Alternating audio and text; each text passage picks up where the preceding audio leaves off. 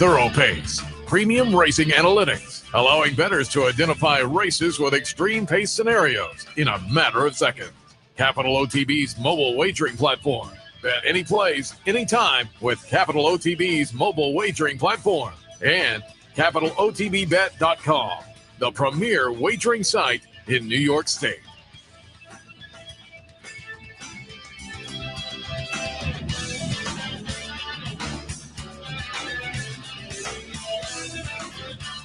Good morning, ladies and gentlemen. Welcome to the Handicappers Report alongside Seth Merrow. I am Anthony Mormino, and it's week 8, and I am on the edge of my seat, or is that the edge of the picture? That's got me. I guess they don't want to see my right-hand side is out. Send somebody out and make the picture better. I thought I hit the mark, but apparently the mark is we're on Tom, the mark, not Mark. So. Send somebody out and fix the picture. Week 8, very dark. Albany rained tremendously this morning. We are off the turf. There is no steeplechase. It's 1:46 is post time. And it's just been I can't help. Jonathan Shepard has passed, and it's almost appropriate that there's no steeplechase today to pay homage to the great man.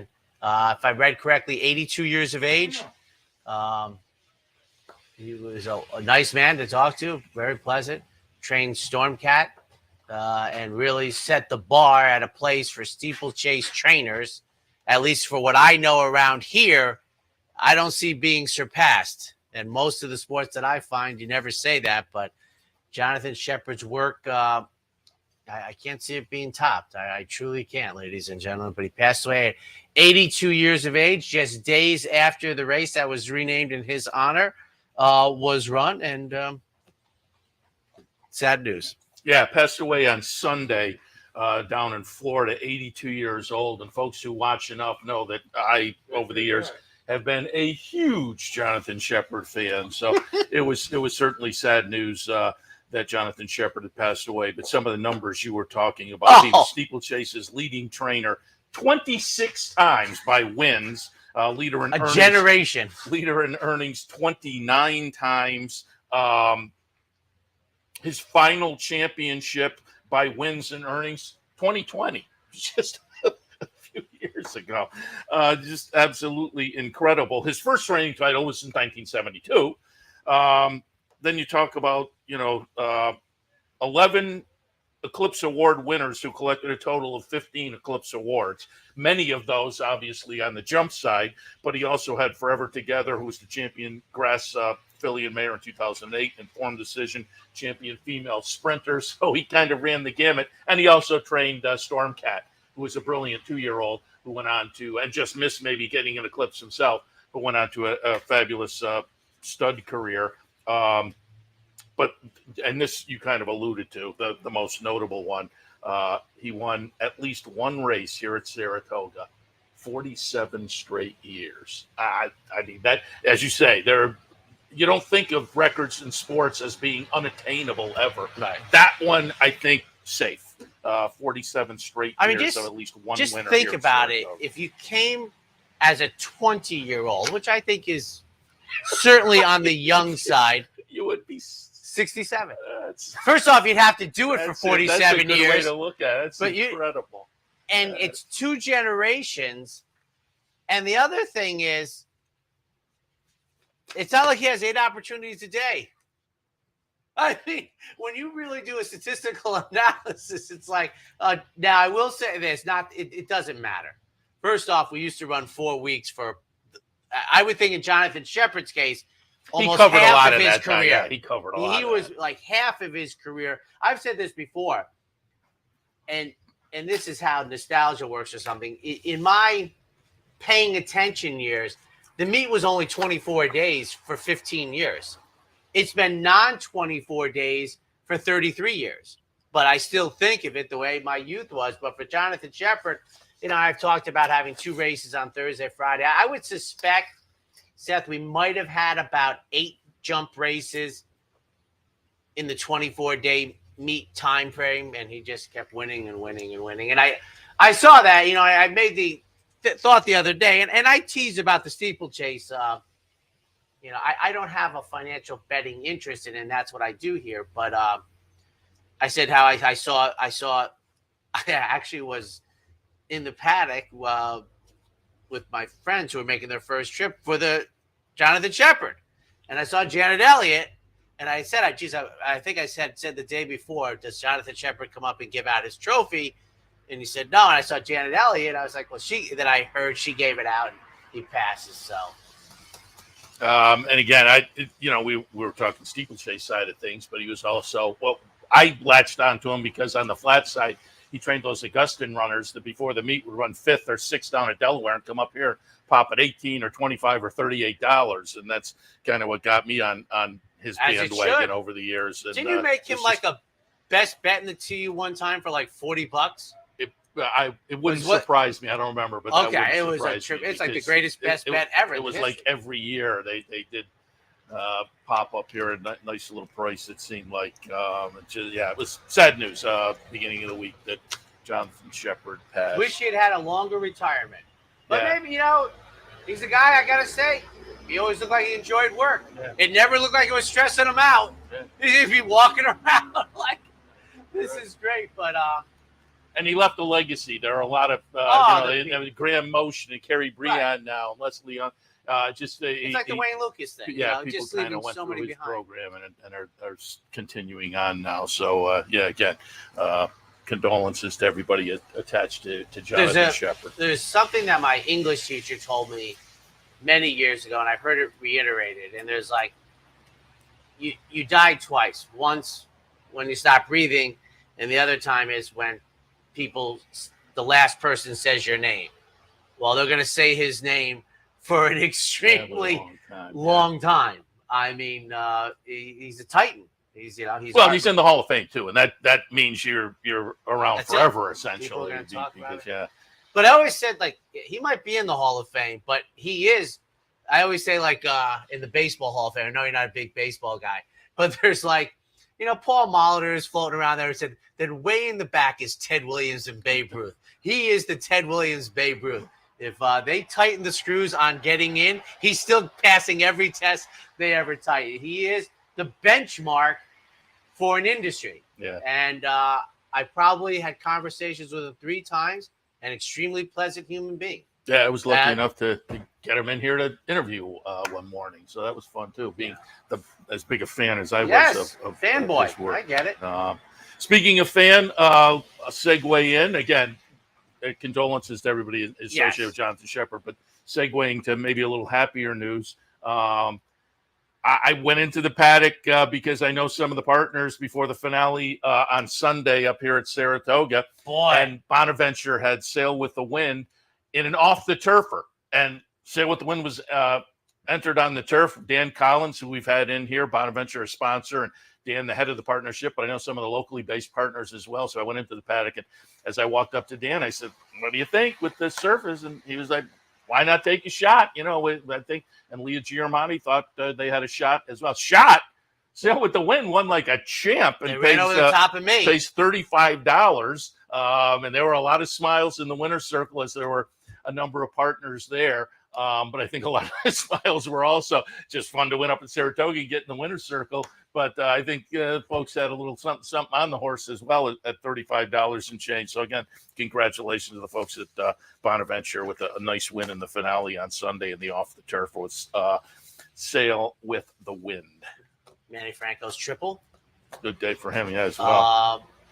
Good day for Mr. Seth because Seth kept the ball rolling in the Times Union. He swept the weekend. We begin the final 6 days with a 3-game lead, the biggest lead it's tough. of the meet. Yours truly. I said it last year. I'll say it this year. But this year the lead is so much greater. I said it last week when we were in very good position that like the line of Fast in the Hustle by Fast Eddie Felson.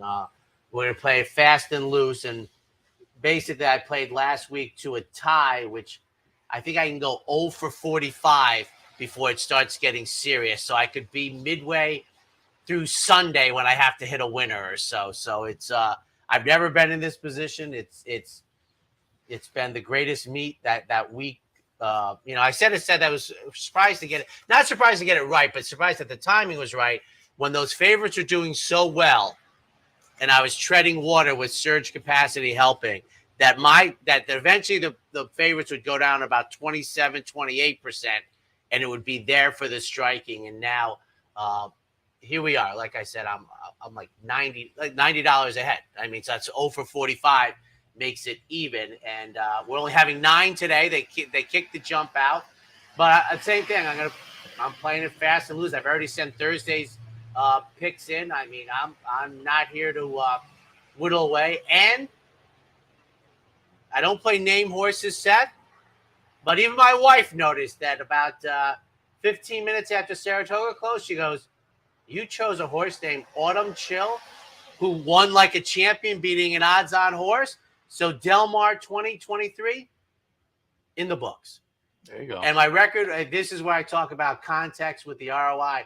At the end, Seth, if I get the bagel this week, I will be 3 for about 27, which doesn't sound too good. And that's why you have to give it context. But the ROI will be home. We had Dr. Venkman on opening day, $10. Speaking of great names. And then a $30 winner. And then I think 60. We got all the breakage the other night. We got 1560.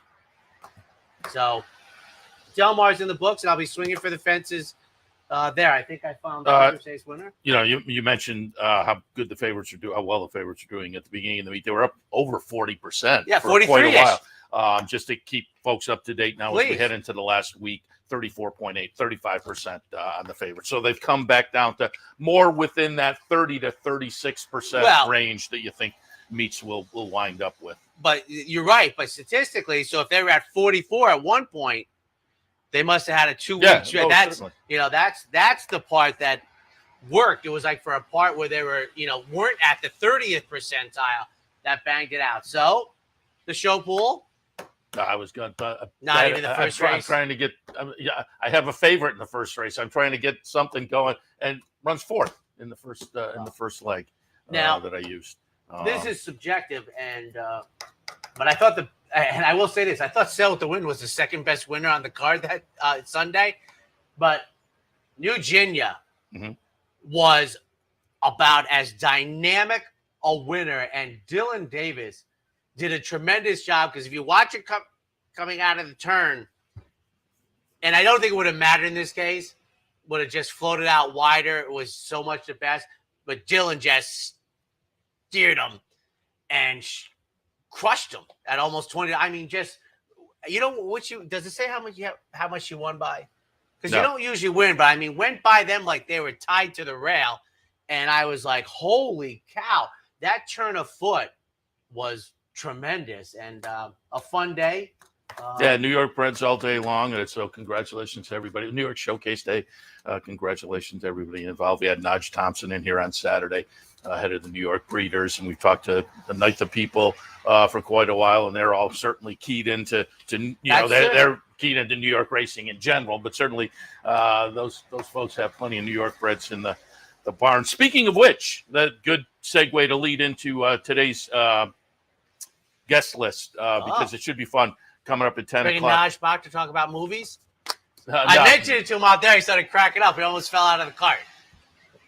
He's like, "You remember that?" I said, "I made a list. I was hoping we were going to do the duo thing again this year. We didn't do it." I said, "Nah, that's all I was going to talk about was your movie list." But who do you have today? Today, top of the show, I think it's Joe Clancy from the Saratoga special. So we'll probably hit on a little Jonathan Shepard as well with Joe. But again, a regular weekly visit from the Saratoga special. We should hit on Timonium. And then the reason it triggered me with the New York Breds, Joe and Ann McMahon from McMahon Thoroughbreds of Saratoga, or McMahon of Saratoga Thoroughbreds. They'll talk a little bit about the farm life, breeding and whatnot, where Funny Side was born, and literally minutes from the racetrack, McMahon of Saratoga Thoroughbreds. And then we'll wind things up. A friend of Keisha Courtney Clement will come in and join us, talk a little Family's had a very good weekend and whatnot. Yeah, and so we'll hit on some of today's action as well with Acacia. So should be a fun show coming up at 10 o'clock. Oh, let me also hit you with the promos coming up today at the Clubhouse Racebook $100 knockout challenge. Go on down to the Racebook and have a little extra fun as well tomorrow. Prize wheel day. Put your name in the hat.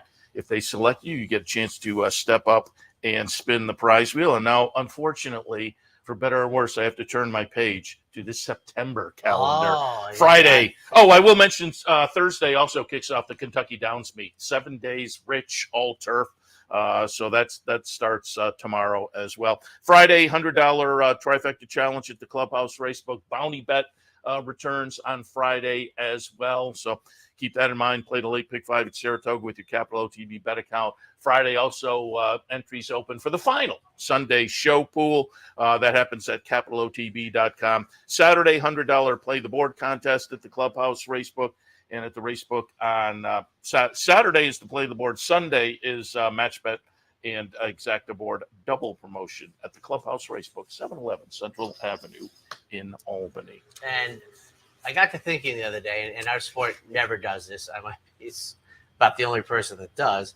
Javier Castellan won his 7th Travers the other day. Tremendous. I mean, as you said, we don't run 3 of them a year, so that's a pretty good stat. But I kind of had the feeling like we don't really follow what happens after. I mentioned this earlier at the sales. They mentioned the $4 million horse, and then they don't follow to see where they go. So here, not counting Catholic Boys' victory on the turf, 0 for 2, Keen Ice 1 for 13, VE Day never won again, 0 for 11, Stay Thirsty 1 for 7, A Fleet Express never ran again, Bernardini 1 for 2, 3 for 35. 7 Travers winners. That is a major race to win.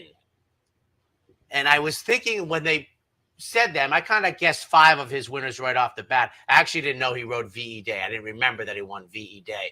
But Jimmy Jerkins. Yes, and then he wasn't a Jerkins photo, right? Jimmy Jerkins was winning either way. Yeah, I think you're right. Jimmy Jerkins won the race. He never had to sweat it.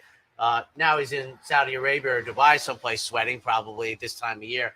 But never won again. A Fleet Express, I did not realize never raced again. But, you know, it's hard to imagine you win a race like I'll say this to you. Can you envision Arcangelo going 0 for 11 the rest of his career? No. And I'm sure when we got here after VE Day, we're like, it can't happen. But Javier's 6 former winners, 6 for 35. You know, I tossed out Catholic Day's victory in the Dixie. It's just hard to imagine. I can see winning lower level stakes races and never being able to perform it again. And some might say, well, they run in top flight condition the rest of their career. If you look it up, that's not accurate. It's not like they run in 17 straight grade 1 races. Matter of fact, I think Keen Ice's victory, I was talking with Dale when he got off the stage with you last week. It was the Suburban was his lone victory. Now, the reason I said it to Dale was I was at Santa Anita when Keen Ice ran big in the Classic, which I know is valuable. So I turned around to one of my friends in the group and I go, I mean, no one else cares about it. I think he ran 4th, but I'm like, good job. That's like, you know, I mean, he made a lot of money, but I was just like, I found that for Travers winners because I think, and I think you agree, we think of good things for Arcangelo. I think he's on the top of the list for the Breeders' Cup Classic. Top of the list of the 3-year-old division, yeah. Certainly. Well, yeah, that's and I'll tell you, you know, you're on top of this more than me, but I mean, do they talk about Forte and Mays, what they're going to do? They're going to train up to the, I mean, is there, I don't know there's going to be another moment. Like, he might have settled the championship, not. Well, Pennsylvania Derby's still sitting out there. And Are they all going? Somebody could. I mean, if the timing is that they could. I don't know whether they will. Yeah, I don't think, because I've heard some of the horses I talked about, they're saying kind of what I thought, that we'll train up to the Breeders' Cup from here. We're good. That's it. You know, it's. I wish I wasn't right about that, but it sounds like some serious horses are not planning on running again. I was trying to think, I don't envision the 3-year-olds meeting again at that level, 5 deep, 6 deep, until the Breeders' Cup, if they make it. Yeah, and that's what put Arcangelo at the top of the class. He beat the Derby winner, he beat the Preakness winner, and he won the Belmont. And he is the Belmont winner. He beat the Jim Dandy winner. He beat the champ. I mean, I know it's a new saying, but he checked a lot of boxes. Just before we move on, I do want to alert you also, it's closing week up here, and a lot of people think of it this way. It's Fan Appreciation Week for NYRA. And that means this is kind of hot dogs. This is kind of in that there is cheap. I was going to say cheap food, inexpensive food, but this is kind of interesting. Free access to the paddock suite. That's what I call the tree house out by the paddock. That'll happen, which is tremendous, on Wednesday, Thursday, and Monday. Wednesday, Thursday, and Monday. If you've never had a chance to go up there and kind of experience it, that deck overlooks the paddock area. It's a nice little addition to the racetrack. So again, Wednesday, Thursday, Monday, free access to the paddock suite. Excluding Saturday, there'll be some buy one, get one savings on reserve seating and reserve tables. Tremendous. You can check that out. Thursday, the low roller contest. Friday, the final giveaway. It'll be the tote bag. Sunday, if you like a cooler jug and you didn't get it the first time around, second chance on the cooler jug giveaway. They'll be handed out to people on the way out, starting at 4:00 on Sunday while supplies last. Was that I don't think that's ever been done. No, yeah, I think that. And I'll tell you one thing, as a person who got one, and I've said this about many of them, going out the door is helpful. Oh, so you don't have to carry it around? Yeah, you're right. You're right. I mean, it was cumbersome, and I had just one, but I'm like. And that's Sunday. That comes up. Did I miss the fourth giveaway? Did they have it? Tote bag. I said the tote bag's Friday. Oh, tote bag is Friday. Yeah. Okay. Yeah. That's been one of those intermittent ones, but popular. Like they skip like 3 years, bring it back, and it's usually popular. Yep. But it's a 9-race card today, ladies and gentlemen, and we have the Steve Bick apparently entry of selections today with the DePaula Chevrolet Play of the Day. When you think trucks, think DePaula. Then come join the family for value. Just visit, call, or click. This week, Chevy Silverado is just $539 a month with zero due at inception. Yes, zero down. So come join the family and think DePaula for all your automotive needs. Hey, everybody. Steve Bick back with you to start the final week of the season. And Wednesday's card, the nightcap, New York Breds, long on the turf. Let's hope it stays on the grass. Even if it doesn't, I think we've got a main track option. But if it's on the grass, we're going to look to the 3-horse, Impassable Prince, 12-1. George Albright comes up from Penn National with a New York bred that Chad Summers had originally, and actually has come to New York twice with this 4-year-old colt. This horse is live. He's 12-1. Is going to be fairly close up, has got sort of hidden speed, and Julian Leparoux, I think, will be forward, or at least will save ground with Impassable Prince. At 12-1, this is my kind of horse. The DePaula Play of the Day, Impassable Prince, if we stay on grass. If we move to the dirt, take a look at the 6, Money for Nothing and Chicks for Free, as Dire Straits sang it. Mike Maselli in here and Dylan Davis, they ran in an off-the-turf race last time. I think they'll stay in. And Money for Nothing is 20-1. There are some MTOs that'll be well-backed and deservedly. In fact, the Christophe Clement, had Clement on the show on Tuesday. I'm just for Merry Legs with Rosario. Probably is the horse to beat, but we're not interested in 2-1s. We want 12-1s on the grass and 20-1s on the dirt. That's how we do it. Impassable Prince on the turf, the 3-horse, 12-1, your DePaula Play of the Day. And if the rain does come, and this is supposedly going to be the last of the rain and then beautiful through Labor Day. Money for nothing, the 6 at 20-1 if we come off. The DePaula plays of the day. Good luck, everybody. Back with you for Thursday, Sunday, and Labor Day Monday for DePaula Play of the Day. When you think trucks, think DePaula. The all-new 2024 Chevy Trax is here. Bigger, roomier, seats 5, and lots of technology. And just $449 a month, 0 down. So come join the family and think DePaula for all your automotive needs. Welcome back to the Handicappers Report on this Wednesday morning, kicking off week number 8, the last week up here at Saratoga, where everybody's a little melancholy as we wrap things up, but everybody is probably also, everybody on this side. I'm trying to get to the finish line. I am not melancholy. A little toasted. They got home Sunday and night. then remember, there's what is inescapable for you and me is that there used to be the one-day turnaround. Now we'll see you on the 14th. I mean, you could go on a considerable Maine vacation and not miss any NYRA racing. Kentucky Downs is in action, so we'll probably get Kentucky back to Downs the studio. Yes, that Timonium. I just wish I could make. And I still look at this. I go, I don't get how the numbers don't add up for these maiden races. It doesn't. Oh, the overall purse, the purse for non-New York breds, and the. I kind of figured it out. I didn't ask anybody. But you look in the next parenthetical up to. There is a variable on the amount, and I'm assuming that depends on the number of New York breds who are either entered in the race or more likely finishing the money in the race. I understand, Seth. So if you maximize it, though, and add to the purse of the non-New York breds, it doesn't equal the overall purse. 23,000 right. plus 105 is 128. Yeah, you're right. 136 and change. Yeah, you're right.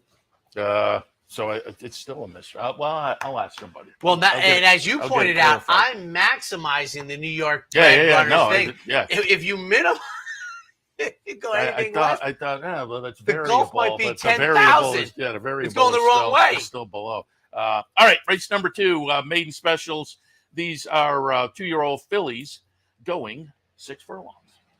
I'm gonna guess there'll be moisture in the racetrack. I don't know. Seth, apparently rained much harder and longer in Albany. I'm 3-4-2.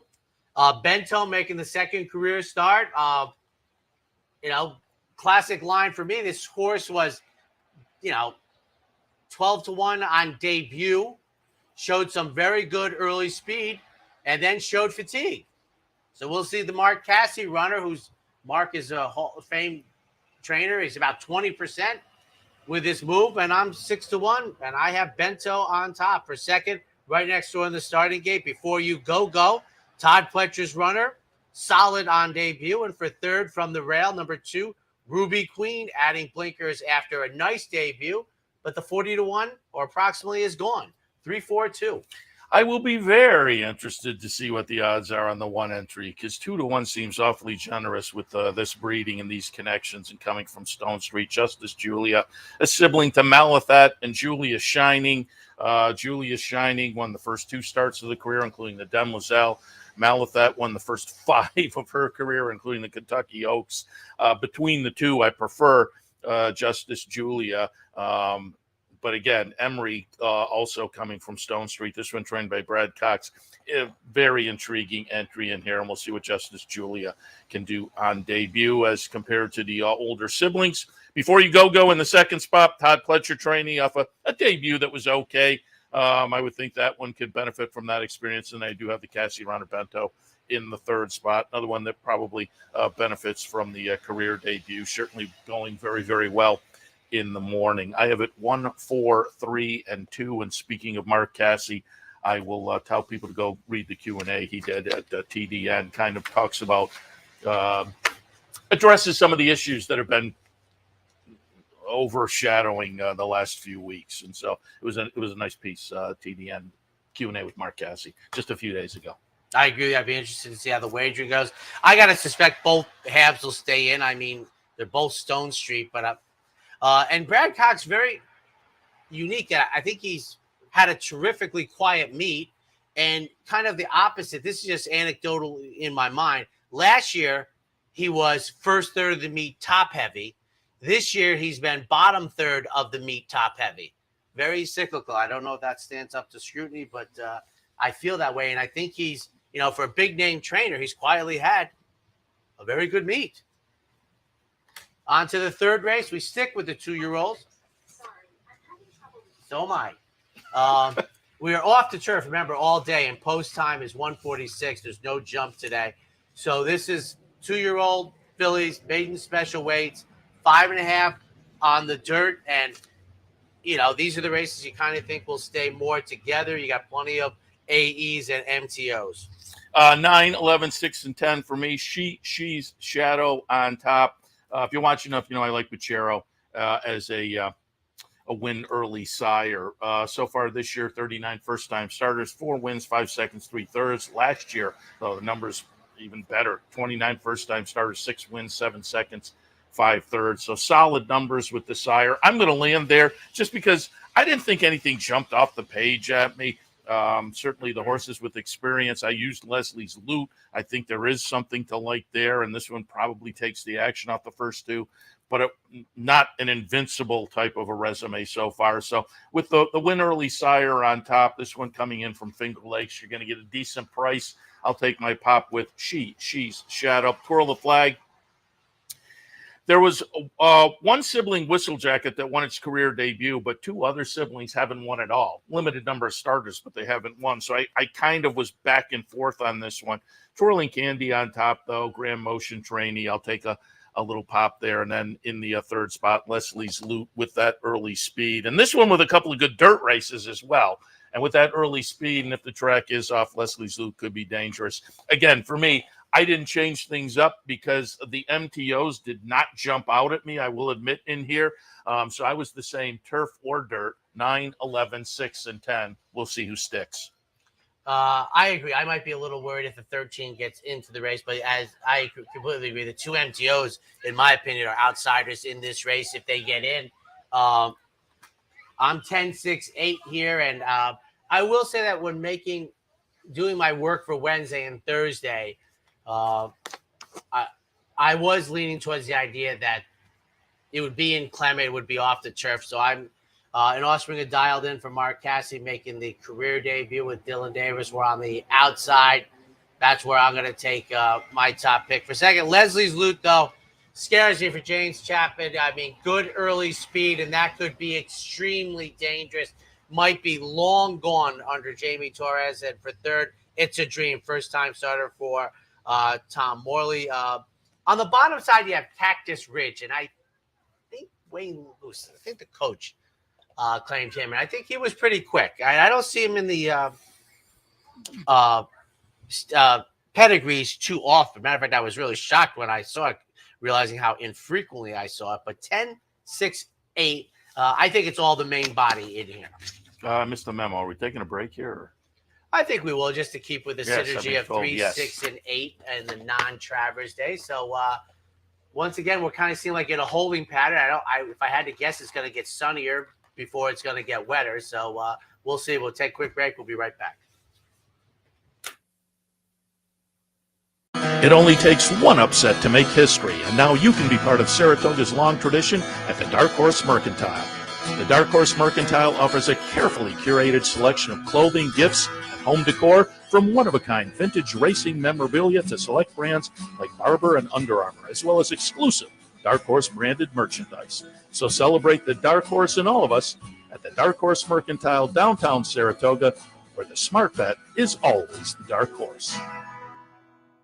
For more than 4 generations, Bruce Cerrone and his family have continued the 101-year tradition of delighting their local following and faithful summer crowd with the finest authentic Italian recipes. Classic Italian dishes made with the freshest ingredients, served in a home-like setting. Some things have changed in the last 101 years, but not Pinnell's commitment to the finest in Italian cuisine. Pinnell's Italian Restaurant, a Saratoga tradition since 1922. 284 Jefferson Street, just minutes from the track. Capital OTB is now streaming live on Roku. The RTN Racing channel on Roku lets you watch OTB TV live through your Roku device or your Amazon Fire Stick. rather than being limited to computers and mobile devices, which means you can now watch OTB live wherever you are. Simply open Roku, scroll to find the RTN channel, then click on OTB TV. OTB TV on Roku. Try it now. And welcome back, ladies and gentlemen. Coming to you live from Clare Court, the backstretch of Saratoga Race Course. And time for the dark horse play of the day as we are into week 8. I got to get one of these. It's been a while, but it's been tough with the weather. You know, again, today I'm going with a dirt race, and there might have been turf horses that were more attractive, but, you know, you kind of looking out and using the crystal ball. So for me, a dark horse play today brought to you by the Dark Horse Mercantile in downtown Saratoga. Again, the season's ending, but Dark Horse and Impressions of Saratoga will be open after the season, so you can check them out then as well. But if you're in town for the races this week, right on Broadway, Dark Horse Mercantile down the street, Impressions of Saratoga. And the Dark Horse play of the day today, race number 6, horse number 6, Ghost Giant. This is a class move that I can both find pros and cons. I like the class move. I think it has the potential to be beneficial if the horse is ready to roll, but it's also enough of a precipitous drop to make you scratch your chin a little bit. But I think the Dave Donk trainee on the numbers matches up very nicely with this group. And so if this horse is ready to roll, I think with this class move and the numbers this horse typically throws, I think this horse is a serious player in here today. And we're looking at 8-1 on the morning line. David Aragona, usually very good.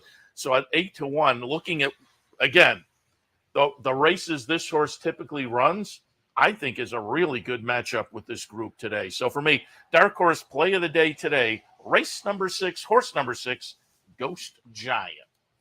All right, let's shift our attention now back to the action this afternoon in race number 4, fourth race today. Allowance non-winners are 1 other than 6.5 furlongs the trip. 7-6-3, and we'll wait. I'm intrigued to see if number 1 to a T, who raced on the 24th, comes back here. Might not have raised many eyebrows in whenever the old days were, and it might not have raised eyebrows if it was in a different barn, but we'll see. It'll be plenty of time till scratch will probably come out around 11-ish, and this race will be 4 hours later. I am 7-6-3. Seth and I see it similarly. I fancy Huntress for Hire very much in here today for our good friend Al Stahl, making the second start since May, going 7/8 in a tough spot. I thought raced well, even though finished off the board. I'll like for this horse to move forward off of that race. And for second, 2-1, Cupid's Heart. Bruce Levine, who had, as I run very few horses. And I got to think, Seth, boy, 9 sounds even low for running few horses. But didn't he have his 2 wins within 10 days? He just hasn't run very many horses. But this horse is live. This is one of the it's the second place finisher. But it's the 3rd start of the year. And I've talked about this cycle. Now, Cupid's Heart is unique because he exploded in the second race, which is, I think it's a good sign. But for third, number 3, Liquidity Provider, Chad Brown's runner, makes a seasonal debut. A very consistent runner as a 3-year-old. 7-6-3. I went 3, 7, 4, and 6. It is Chad Brown and Klarovich. Nice series of improving numbers last year in the 3 starts as a 3-year-old. This is the kind that I often think can come back improved, and I don't think that's out of the question. And this horse doesn't have to improve too much to probably have an edge on this bunch. So I'll go there. Hope we get the 4-1 with Chad, Klarovich, and Irad. Second spot, Huntress for Hire. Started the career back in January and February down at the Fairgrounds. The debut was pretty good. The follow-up, not so much, but then went to Churchill and broke the maiden nicely and put in a decent try in this non-winners of 1 company last time. That was off a little bit of a layoff. Subsequently has worked nicely, a bullet best of 75 back on the 17th. I think Huntress for Hire is dangerous. And then Little Prankster in the 3rd spot off the last effort. Very much the one to beat. But that last effort looks like a little bit of an aberration. But having only 4 starts, it could just be, figured it out. We're going to move forward now from that and working well also. So going to be interested to see if Little Prankster does validate what we saw last time. But I have it 3, 7, 4, and 6. On to the 5th, off the turf at a mile. 3-year-olds, optional 62 1X. And let me just say, looking at this race where I think this is sun's coming out. Yeah, we like. This is a race that I've got most of these right, quite frankly. Is going to get decimated. And there's one MTO. Like, for example, I think the 1, the 4, the 5, the 6, the 7, the 8, and the 10 are coming out. And if I was facing Gilmore, I might come out too. We do, though, have a nice, 5 horses on the MTO list, so hopefully things hold together in that fashion. And I went out to the MTOs. 13, 15, 14, and 12 should the 9 stick in. I think the 9 could also be a playable for Linda Rice. But I put Gilmore on top, 4 to 5 on the morning line, stepping out of Stakes Company. They're going to get the surface they want and does seem to have a little bit of an edge perhaps in here. But Signator for Shug. Broke the maiden in the second career start. That was last October. The comebacker was a little bit disappointing, but I would expect the horse to benefit from that. I mean, it was a relatively long layoff from October to August, so I would think we'll be a little tighter and a little better today. And again, they're getting the spot they want from the MTO. And Wicco coming in off, again, another one with a bad performance last time.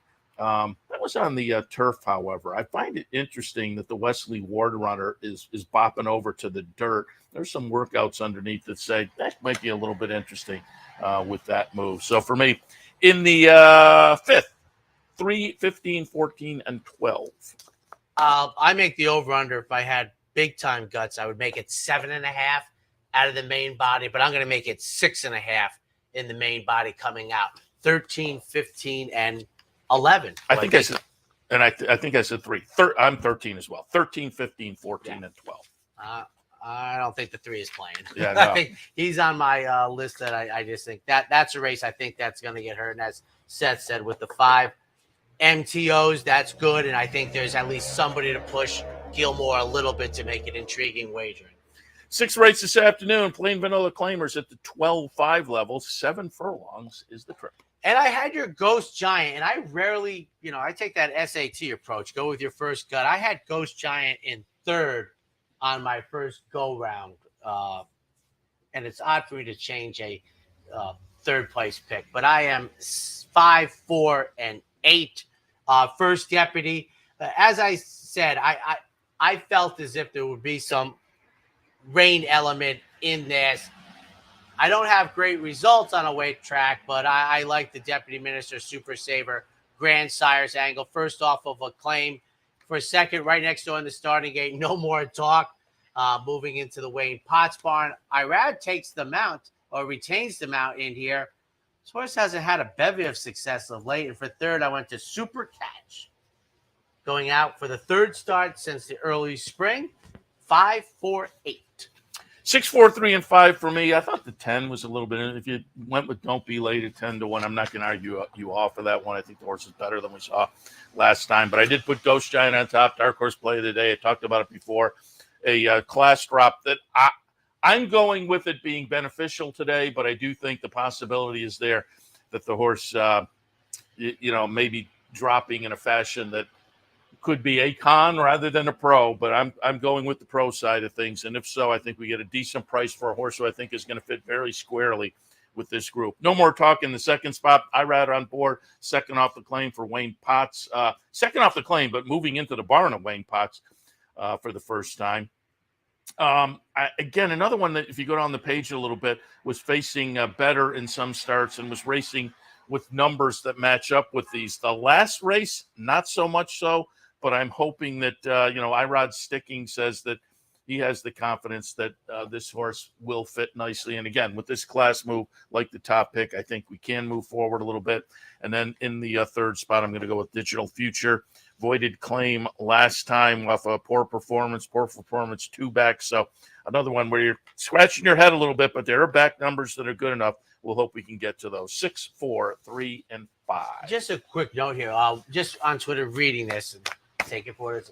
Over the past dark days, there's been over an inch of rain has fallen, including a half inch this morning. So that's what I have for that. We'll take a quick break. When we come back, the late pick 4.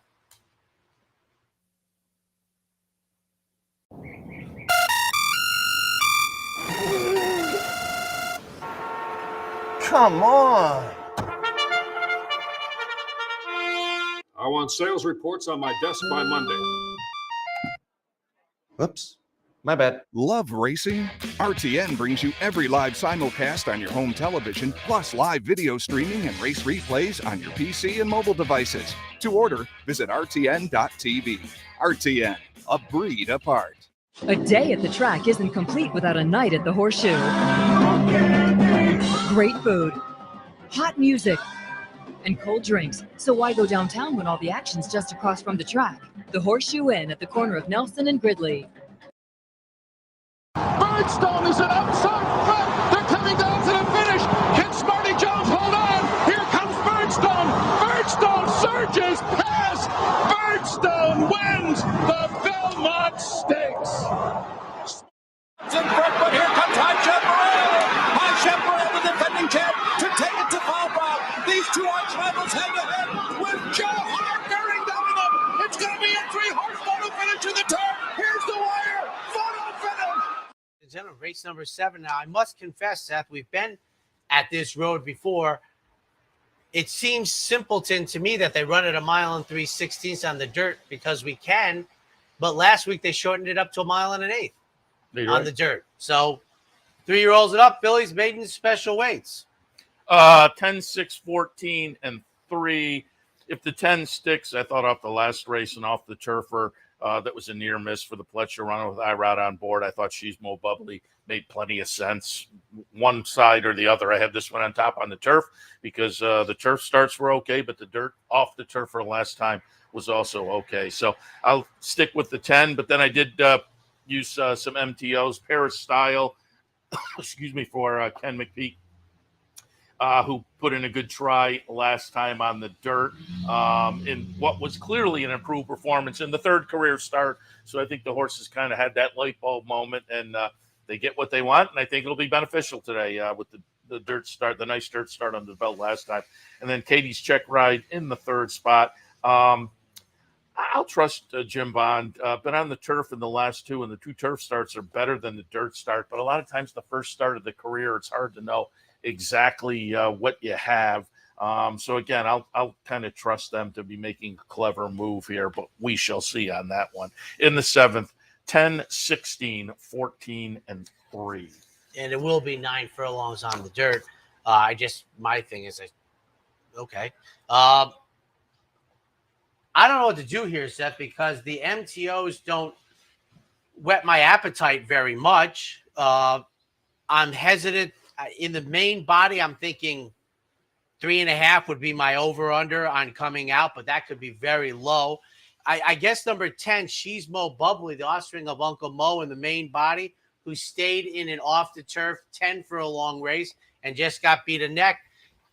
That's the horse, I have confidence, Seth, in staying in the race in the main body. I think might be the best horse, better than the MTOs. So really that's, I feel strongly that the 2 is coming out, who was my top pick. That's an offspring of Kingman.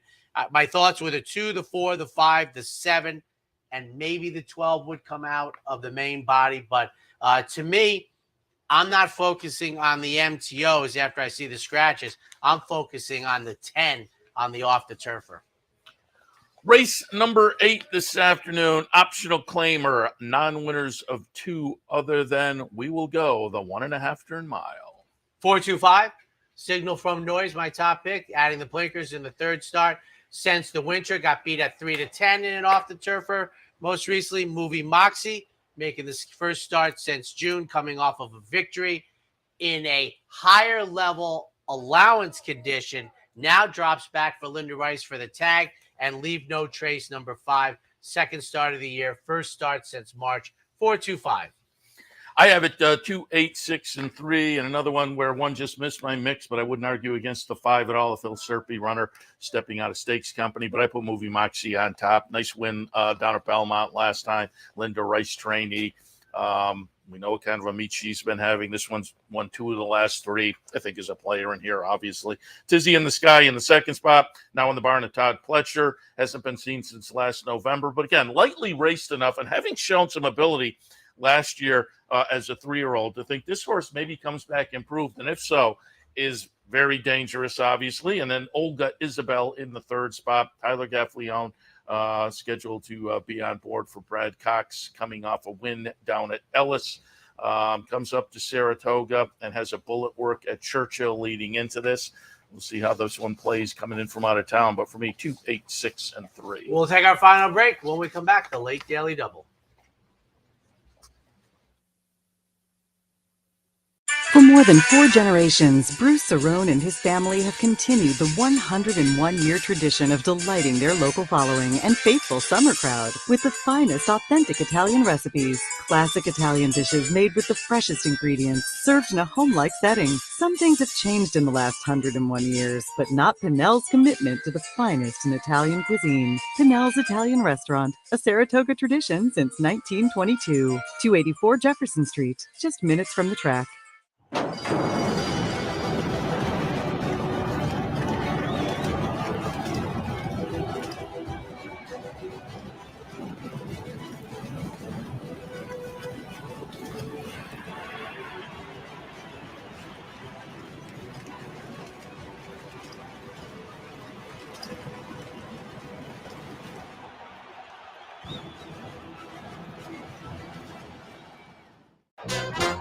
The only thing better than watching the races is watching your own racehorse. With nearly 20 years experience in the racing industry, Bonaventure Stables' share-based ownership program enables everyday fans to become part owner of a thoroughbred for far less than you might think, with all the ownership perks at Saratoga, Belmont, Aqueduct, and other great tracks. Experience the thrill and lifestyle of owning your own thoroughbred racehorse. Learn more at bonaventurestables.com.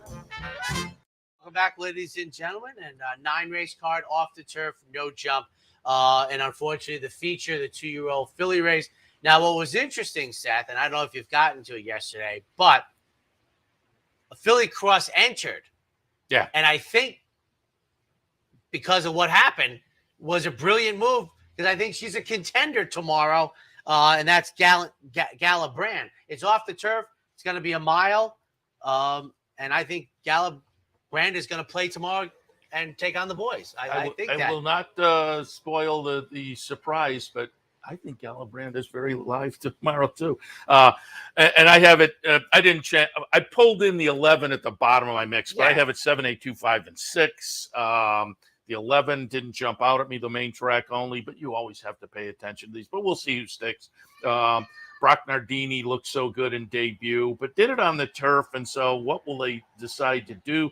There are dirt workouts, but they don't jump off the page. But this is a talented runner, certainly. It's too bad. These 2-year-old turf races at the end of the season are really nice. So sunny, probably the sunniest part of the day. And now it looks like a storm is coming. This might be the most emblematic 5 minutes of Saratoga 2023. Oh, folks, good luck today. I'm sorry. So again, we'll see. No, I mean, my point. Again, I love these. This and the With Anticipation are 2 really fun turf races. So it's kind of too bad. But she feels pretty. Cherie DeVoe runner won on the turf in debut down at Ellis, and a nice gutsy win for Lyell. So we'll see if she sticks. But if so, Galabrand again being entered tomorrow, I would expect comes out. But I have that one in there. Dancing Spirit. Sinane for Tom Morley. They tried Ascot, and again, it's they have clearly a field of pretty nice, 2-year-old turf runners. Do they stick or not? There's a risk factor. That's why we should point out they're running for big purses, but I always use the Paradise Creek example after that brilliant debut on the turf.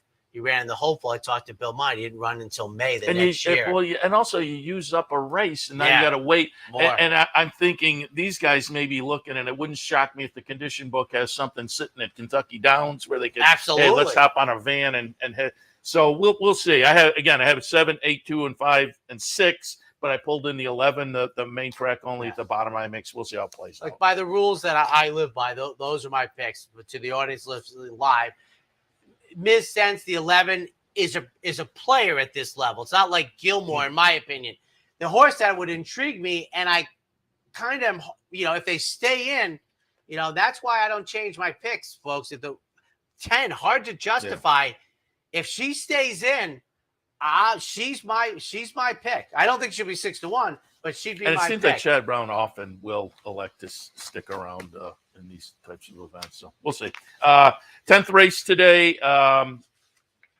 Off the turf, yeah, at a mile, your favorite distance. Yeah, and we're scheduled to go off at 6:18 for the Wednesday finale. State bred maiden claimers, and again, it was scheduled for a mile and 16th on the grass, but we're off the turf today. Now tomorrow, when I'm in to you, Seth, I tell people I want our team to win. I'm extremely competitive. Trying to win is very important. Winning is a result. I already told Seth, I sent the email to him, like, I would have the 15 and 16 when I'm in the TU tomorrow. I want both MTOs in case one of them doesn't run. I think this is a race where it's, I probably should come up with a term, but it's going to get crushed. I would make the over-under here 5.5 in the main body and think that 7's probably the right number. To me, this is all 15, 16. Yeah, I mean, they're going to get in. To me, just going through it, the 1, the 3, 6, 7, 10. I mean, I'm handicapping that. I think half the main body is coming out. I don't think the also eligibles want to run, and 15, 16 have this race over a barrel. Yeah, I'm 15, 16, 11, or 14. I'm just for Christophe Clement. Certainly the last effort wasn't a whole lot to hang your hat on. It was over a sloppy seal track at Belmont. Ran third in a field of 6, but beaten over 12 lengths. But there are races underneath that are better, and you have a bullet workout coming in. So put that one on top. Uncle Marty for Linda Rice. It's Linda Rice in and off the turf for a last time, tossed in a real clunker. There are better races underneath. We'll see if we can get to those. We're also making a class move that should help out. And then Prix de West in the 3rd spot for Belmont. 3rd start of the career, maybe moves forward a little bit in the 10th, 15, 16, 11, and 14. Yeah, I think, now it's getting cool and a little breezy. So just hold on. I mean, first race is 146 off the turf. Steeplechase has been, I don't know, maybe, I guess wraps up the season. I would think. Yeah, I think that wraps it up. I don't think they're going to, bring it back. So that is unfortunate for the jumping set. But, it's the greatest game in the world played outdoors. I think there'll be significant scratches. There's been a couple days where the scratches have been delayed. I wouldn't be shocked if this is one of them.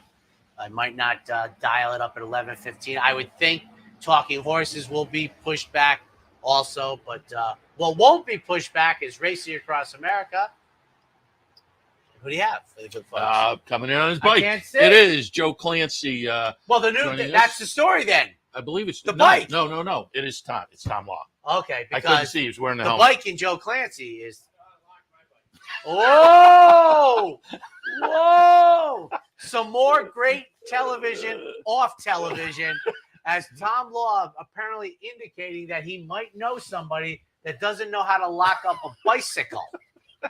That's what I heard. I mean, I'm not saying anything else, but so no, because it's a safe neighborhood over here. So Tom Law will join us from the Saratoga Special. Joe and Ann McMahon from McMahon of Saratoga Thoroughbreds, where Funny Side was born. Minutes from the track, we'll talk a little bit of the breeding farm side of the game with them, and then Acacia Courtney Clement will join us a little bit later on. We'll take a look at some action this afternoon and more. All of that. And Racing Across America starts in just a few. This could be a very intriguing day today, folks. Don't throw in the towel. Let's see how this plays out. Maybe Mother Nature can help us out again. He stays, I go, ladies and gentlemen. Have a great kickoff to Week 8.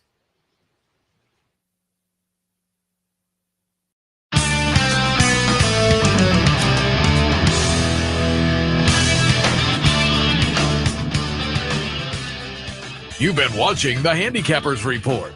The Handicappers Report has been brought to you by Thorough Pace, Premium Racing Analytics, allowing bettors to identify races with extreme pace scenarios in a matter of seconds. Capital OTB's mobile wagering platform. Bet any place, anytime with Capital OTB's mobile wagering platform. And CapitalOTBBet.com, the premier wagering site in New York State.